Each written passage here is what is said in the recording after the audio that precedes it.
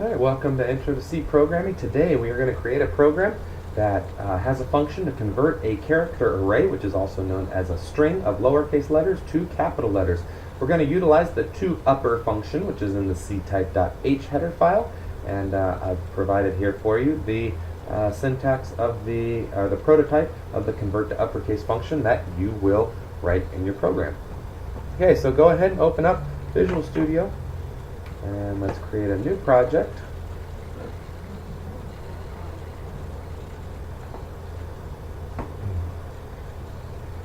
Okay, Win32 console application. I am going to name mine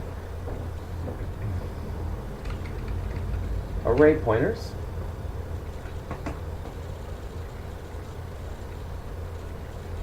And make sure you select application settings, leave it as console application, check empty project, and then click finish. And I'm going to add a new source file, make sure it's a CPP, and I'm going to name it arraypointers.cpp. That gives me my blank window to be able to type. So I'm going to include standio.h, and then I also said that we would need to include another header file, which is the ctype.h, so we can use that toUpper function. Okay, the prototype of function we're going to create, so I will add a function prototype here. toUppercase takes a char star as a parameter. Now I will create the implementation for that function. And then create my main function. Okay, I'll put some comments in here. This is the prototype. This is the implementation.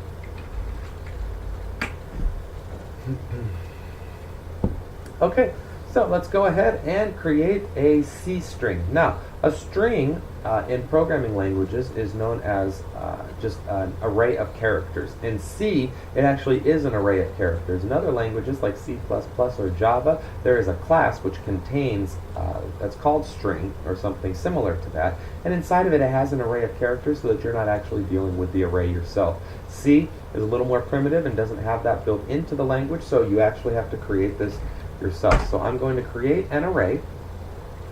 Let's call it the name array.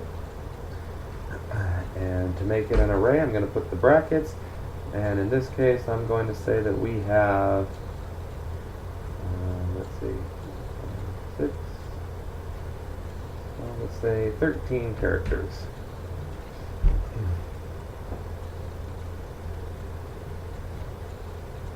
Okay. And the reason that I did that is so that I could then, I can do it here in line if I wanted to. You can make it a little bit less than this if you would like, so that I can put my name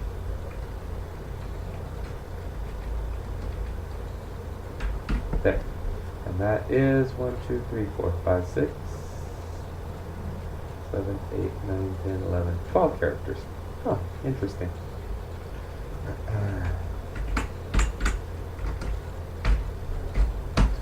All strings are delimited by a \0, which is the null character. This is how we have to delimit our strings so that we know where they finally end.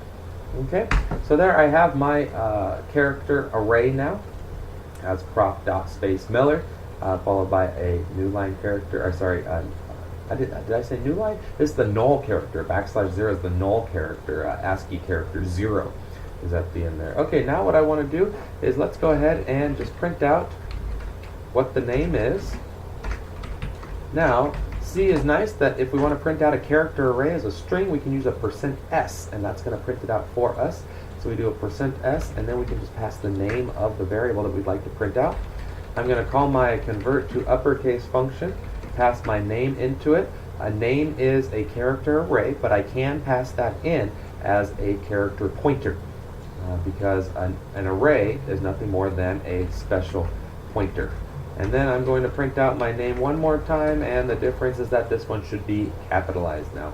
Remember, when we pass a pointer into a function, it is actually passed by value, it's not passed by reference. However, when we operate on it, if we're dereferencing it or then we actually are operating on the same locations in memory that the original pointer is pointing at.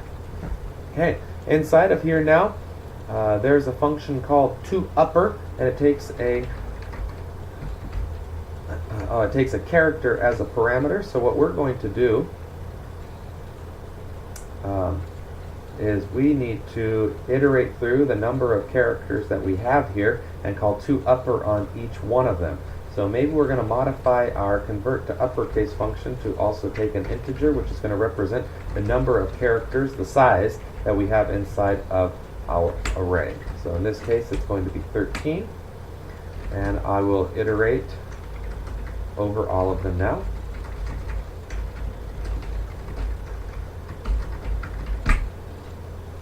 And on each one of them,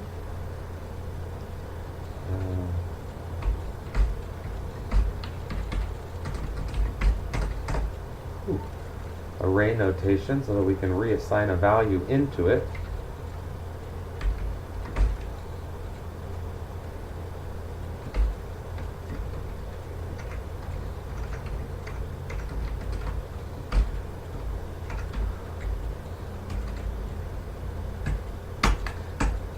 Okay, so what I've done here is I've called the function toUpper. It takes a character, actually an integer as a parameter, but a character has an ASCII value, which is an integer. What I'm doing is I'm adding I to it, so this is using pointer arithmetic to iterate through all of the elements that I have inside of the array that I passed into it. I dereference each element there, so I'm passing the dereference value into the toUpper function.